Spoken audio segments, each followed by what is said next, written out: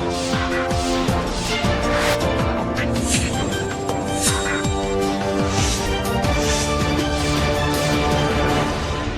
पशुओं को मिलेगा प्यार और मिल्को मोर पशु आहार तो दूध बहेगा, मुनाफा बढ़ेगा। मिल्को मोर पशु आहार। खुदी को आजमाया है तो ये अंदाज आया। तुम में भी मैं हूँ शुद्ध प्लस पान मसाला। नमस्कार, आप देख रहे हैं लोकमंच न्यूज और मैं आपके साथ प्रियंका राजपूत। खबरों की शुरुआत करेंगे और सबसे पहले बात करेंगे अलीगढ़ की। अलीगढ़ में बी फार्मा की छात्रा की संदिग्ध परिस्थितियों में मौत हुई और कोतवाली इकलास पुलिस ने शव का पंचनामा भरकर पोस्टमार्टम के लिए भिजवा दिया है। अलीगढ़ के कोतवाली इकलास क्षेत्र के गांव पाताल खेड़िया के रहने वाले उमेश उपाध्याय की 22 साल पुत्री रिया प्राइवेट संस्थान में बी फार्मा फर्स्ट ईयर की छात्रा थी। मृतका का भाई घर आया हुआ था। उस समय उसकी मां छत पर धूप सेक रही थी। इस दौरान उसकी बहन कमरे में अचेत अवस्था में बेड पर लेटी मिली और जिसके बाद भाई ने आनन फानन में सूचना मां को देकर अपनी बहन को सामुदायिक स्वास्थ्य केंद्र इकलास पहुंचाया, जहां डॉक्टरों द्वारा उसे मृत घोषित कर दिया गया।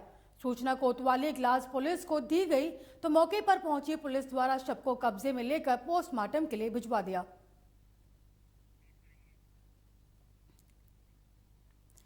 इंस्पेक्टर इगलास आपको बता दें कि इंस्पेक्टर इगलास के द्वारा जानकारी देते हुए बताया गया कि एक छात्रा की मौत हुई है और शव को पोस्टमार्टम के लिए भिजवा दिया गया है।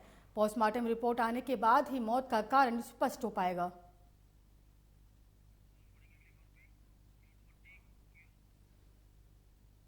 बहराइच से बड़ी खबर सामने आ रही है। बता दें कि 5वें चरण में बहराइच विधानसभा के चुनाव होने हैं और प्रशिक्षण के दौरान 60 पीठासीन अधिकारी और मतदान अधिकारी अनुपस्थित मिले। इस वक्त की बड़ी और अहम जानकारी आपको बहराइच से बता रहे हैं, जहां पर 5वें चरण में बहराइच विधानसभा के चुनाव होने हैं और प्रशिक्षण के दौरान 60 पीठासीन अधिकारी और मतदान अधिकारी अनुपस्थित मिले। अनुपस्थिति मतदान कार्मिकों को कारण बताओ नोटिस जारी किया गया। एफआईआर दर्ज कराने की कार्रवाई करने की बात कही गई। इस वक्त की बड़ी और अहम जानकारी आपको बहराइच से बता रहे हैं, जहां पर 5वें चरण में बहराइच विधानसभा के चुनाव हुए हैं तो प्रशिक्षण के दौरान 60 पीठासीन अधिकारी और मतदान अधिकारी अनुपस्थित पाए गए। वहीं पर अनुपस्थिति मतदान कार्मिकों को कारण बताओ नोटिस जारी किया गया।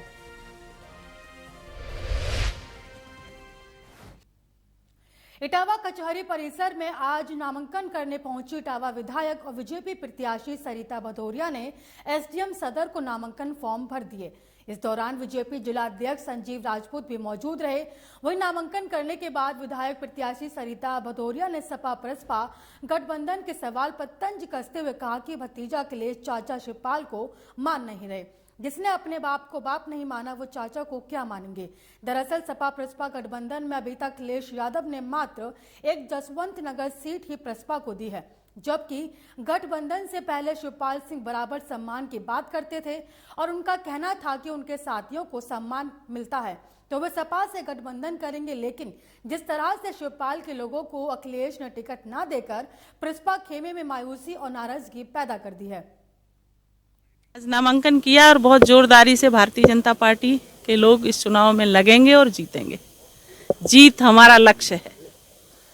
कमल खिलेगा 10 मार्च को इटावा में। पूर्व में भी आप विधायक रही हैं। हाँ। तो अब यहाँ की जनता को विधायक बनने जैसे बनती हैं तो क्या इस तरीके जनता जानती है जिस तरीके से पहले काम किया उससे और अच्छे तरीके से अगली बार काम करेंगे और इटावा में जो 1-2 थोड़े से काम रह गए उनको पूरा करके इटावा को एकदम विकास से पूरा करेंगे।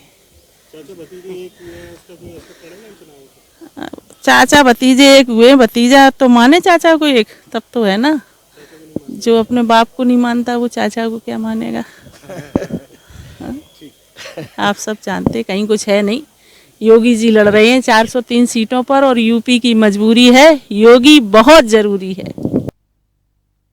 बात करेंगे फतेहपुर की। यूपी के फतेहपुर जिले में चौथे चरण के नामांकन के पहले दिन कलेक्ट्रेट परिसर में 6 विधानसभा के लिए नामांकन कराने को लेकर राजनीतिक दलों सहित निर्दलीयों ने 40 पर्चा खरीदा तो वहीं बीजेपी से एक प्रत्याशी ने अपना नामांकन कराया। वहीं नामांकन को लेकर जिला प्रशासन कड़े इंतजाम किए थे।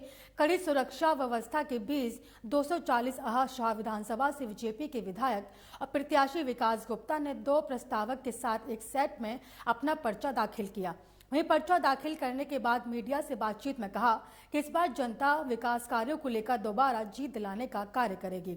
लगातार अपना विधानसभा क्षेत्र में जनता के बीच रहा हूं, लेकिन कोरोना काल में नहीं गया। फिर भी जनता मुख्यमंत्री योगी आदित्यनाथ और मेरे द्वारा कराए गए विकास कार्यों को लेकर दोबारा जिताकर विधानसभा भेजने का काम करेगी। इन मुद्दों को लेकर फिर से आप आ रहे मैदान में? हमारा मुद्दा क्षेत्र पे विकास का रहेगा। जो हमारी परियोजना अभी बची हुई थी उनको पूर्ण करने की योजना है। और 2017 में जनता ने अपार समर्थन दिया था और 2022 में भी अपार समर्थन देगी, क्योंकि मोदी जी, योगी जी और जो हमने विधानसभा अयासा में विकास कार्य कराने का काम किया है। क्या लगता है जो अगले 5 साल में, अभी तक पिछले 5 साल में अभी तक छठी तैयार हुआ अयासा में, किन क्षेत्रों में भी काम बाकी रह गया, जो अभी अधूरे रह गए, जिनको लगता है कि आप कराना चाहिए अगले 5 साल में, अगर जनता चुनती है आपको तो उन पर आप फोकस करेंगे किन क्षेत्रों? जो हमारा संकल्प पत्र था 2017 पर, वो पूर्ण हमने कर लिया है। और क्योंकि 17 के पहले हमारी विधानसभा जो 6 विधानसभा उनमें पिछड़ी हुई थी। यूपी के फतेहपुर जिले के सांसद और केंद्रीय मंत्री साध्वी निरंजन ज्योति ने विपक्षियों पर पलटवार करते हुए कहा कि केंद्रीय मंत्री बीजेपी इस बार यूपी में 300 से ज्यादा सीटों से जीत दर्ज करेगी। वहीं उन्होंने प्रियंका वाड्रा द्वारा जेल में बंद खुशी दुबे को टिकट न देने जा रही के सवाल पर कटाक्ष करते हुए कहा कि वह उनकी विचारधारा है कि वे किन को टिकट दे रही हैं, हमको कोई मतलब नहीं। उन्हीं की पार्टी जिनका टिकट घोषित हुआ था वे उनका पार्टी से भग रही हैं और उनके प्रत्याशी कितने देर टिकेंगे ये तो प्रियंका ही समझेंगी। वहीं उन्होंने मथुरा सीट से कांग्रेस के प्रदीप माथुर को कैबिनेट मंत्री श्रीकांत शर्मा के सामने अपना प्रत्याशी बताया और सवाल पर उन्होंने कहा कि केंद्रीय मंत्री ने मेरा इतना कहना है कि किसी भी दल का व्यक्ति हो जो चुनाव लड़ता है वह सोचता है कि मैं हाईलाइट हूं, लेकिन जब आप मथुरा वृंदावन जाएंगे कभी भी यमुना जी में काम नहीं हुआ था, लेकिन पर्यटन के क्षेत्र में वहां बहुत तेज गति से काम हो रहा है।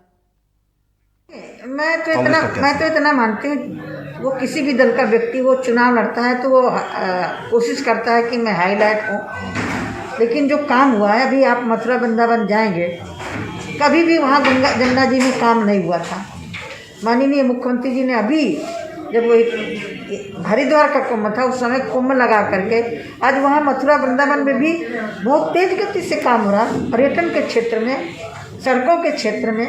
तो मेरा तो मानना यह है कि जनता निष्पक्ष होकर के यदि विचार करेगी तो जो भारतीय जनता पार्टी की सरकार में काम हुए हैं, हाँ मैं याद दिलाना चाहती हूँ 2012 से लेकर के 17 तक क्या हुआ प्रदेश में, ये जनता से छुपा हुआ नहीं है। चाहे वो बनारस में हो, चाहे प्रयागराज में हो, चाहे आपके मुजफ्फरनगर में हो, चाहे हापुड़ में हो, कितने दंगे हुए हैं। उत्तर प्रदेश विधानसभा चुनाव की तारीखें जैसे जैसे नजदीक आती जा रही हैं वैसे वैसे राजनीतिक दल भी प्रत्याशी घोषित करते हुए जा रहे हैं। आज गुरुवार को समाजवादी पार्टी प्रत्याशियों की दूसरी लिस्ट में 7वें राउंड में होने वाले गाजीपुर विधानसभा चुनाव की 2 विधानसभाओं के लिए प्रत्याशियों के नाम आज की जारी लिस्ट में घोषित किया गया। गाजीपुर की जंगीपुर सीट से वर्तमान समाजवादी पार्टी विधायक डॉक्टर वीरेंद्र यादव और जमानिया बहुचर्चित सीट से पूर्व कैबिनेट मंत्री ओम प्रकाश सिंह को पार्टी ने दोबारा प्रत्याशी घोषित किया है। हालांकि 2 लोगों के नामों की अटकलें पहले से क्षेत्र में लगाई जा रही थी। बता दें कि गाजीपुर की जंगीपुर विधानसभा में एक ही परिवार के पिता, माता और पुत्र सपा से विधायक रहे और डॉक्टर वीरेंद्र यादव के पिता स्वर्गवासी कैलाश यादव इसी सीट से विधायक बनकर सपा सरकार में काबीना मंत्री भी रहकर और इस बार समाजवादी पार्टी ने डॉक्टर वीरेंद्र को दोबारा प्रत्याशी बनाकर अटकलों पर विराम लगा दिया है।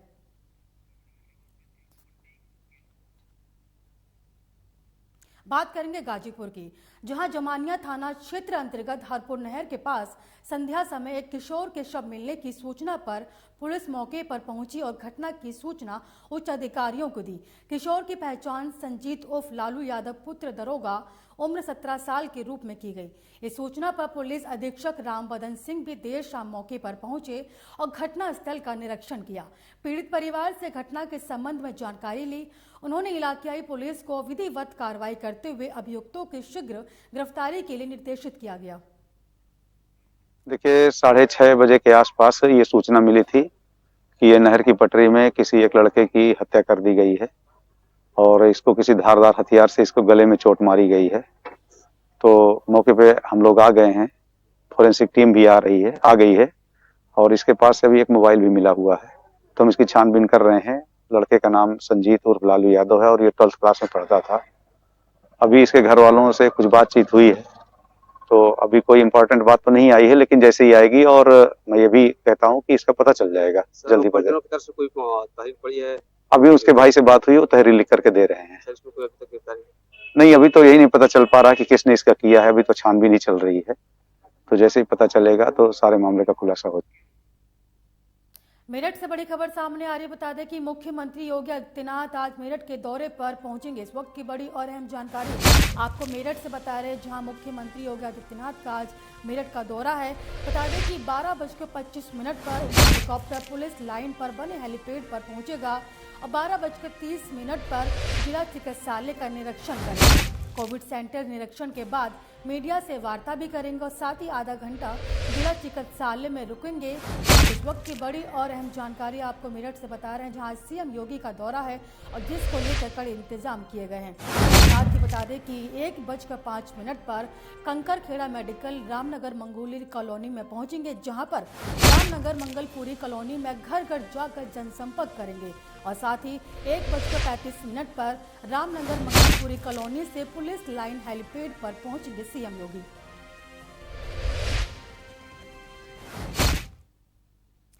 बड़ी खबर एटा से आ रही है, जहां पर महिला का संदिग्ध परिस्थितियों में नेशनल हाईवे पर शव मिलने से हड़कंप मच गया। इस वक्त की बड़ी और अहम जानकारी आपको एटा से बता रहे हैं, जहां पर महिला का संदिग्ध परिस्थितियों में नेशनल हाईवे पर शव मिलने से हड़कंप मच गया। बता दें कि एटा बाईपास चितौनी फ्लाईओवर पर महिला की मौत हुई। मृतक महिला का बता दें कि शव मिलने से क्षेत्र में हड़कंप मचा हुआ है। वहीं सूचना पाकर पुलिस बल के साथ मौके पर एएसपी धनंजय सिंह कुशवाहा के साथ ही सीओ सिटी और डॉग स्क्वाड की टीम पहुंची। महिला की अभी तक शिनाख्त नहीं हो पाई है।